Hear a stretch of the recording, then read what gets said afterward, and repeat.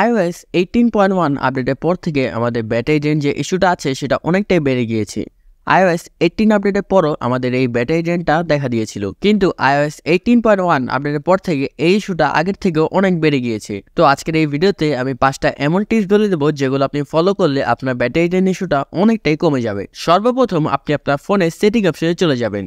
সেখান থেকে আপনি ব্যাটারি অপশনে চলে যাবেন এবং দেখতে পারবেন যে লাস্ট 10 দিনে আপনার ফোনে কোন অ্যাপটা সবথেকে বেশি চার্জ ক্ষয় করেছে এবং সেই অ্যাপটা আপডেট করা কিনা সেটা চেক করবেন। এবং আপনি আপনার ফোনে অ্যাপ স্টোরে চলে যাবেন, সেখান থেকে আপনার প্রোফাইলে ক্লিক করে দিবেন এবং দেখবেন যে আপনার ফোনে যে অ্যাপগুলো আছে সেগুলো সবকিছু আপডেট করা কিনা। যদি আপডেট করা না থাকে সেই অ্যাপটাকে আপডেট করে দিবেন। এতে করে আপনার ব্যাটারি চার্জ ব্যাকআপটা আগের থেকে ভালো দেবে, কারণ এই সকল অ্যাপগুলো iOS 17 এর জন্য অপটিমাইজ ছিল। তো আপডেট করলে এই অ্যাপগুলো iOS 18 এর জন্য অপটিমাইজ হয়ে যাবে। এই কাজটা করলে আপনার ব্যাটারি ড্রেন ইস্যুটা অনেকটাই কমে যাবে। আরেকটা কথা আমি সবসময় বলি, সেটা হচ্ছে আপনার ফোনকে আপনি অবশ্যই সবসময় ডার্ক মোডে ইউজ করবেন।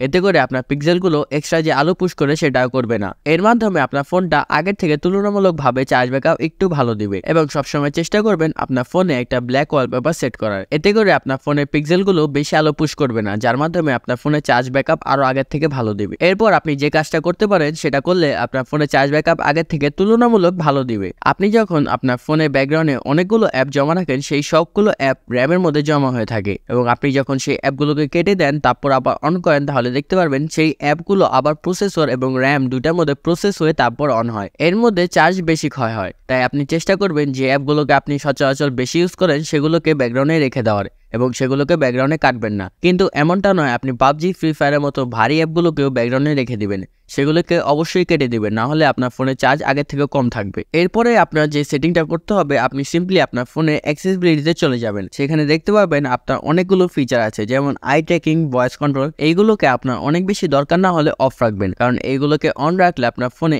এক্সট্রা কিছু চার্জ ক্ষয় হয়। তো ট্রাই করবেন এইগুলোকে অফ রাখার, তাহলে আপনার ফোনে চার্জ ব্যাকআপটা আগের থেকে তুলনামূলক ভালো দিবে। আরেকটা বিষয় হচ্ছে আমাদের ওয়েদারটা যখন বেশি গরম থাকবে তখন আমাদের ব্যাটারি ড্রেন ইস্যুটা একটু বেড়ে যাবে, কারণ ওয়েদার গরম থাকলে আমাদের ব্যাটারি ড্রেন ইস্যুটা একটু বেশি হয়ে থাকে। যখন ওয়েদারটা গরম থাকবে তখন ব্যাটারি ড্রেন ইস্যুটা হলে এটা নর্মাল, এটা নিয়ে আপনারা চিন্তা করবেন না। এরপর আরেকটা সেটিং করতে পারেন যার মাধ্যমে আপনার ব্যাটারি ড্রেন ইস্যুটা কম হতে পারে। আপনি আপনার ফোনের সেটিং অপশনে চলে যাবেন, সেখান থেকে আপনি প্রাইভেসি অপশনে চলে যাবেন এবং সেখান থেকে আপনি লোকেশন সার্ভিসটাকে অফ করে দিবেন।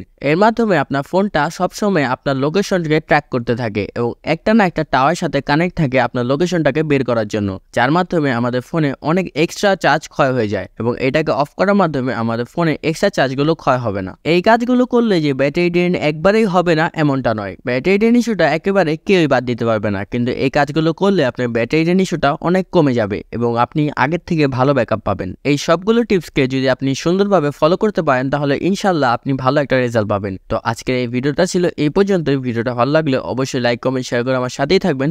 ধন্যবাদ সকলকে।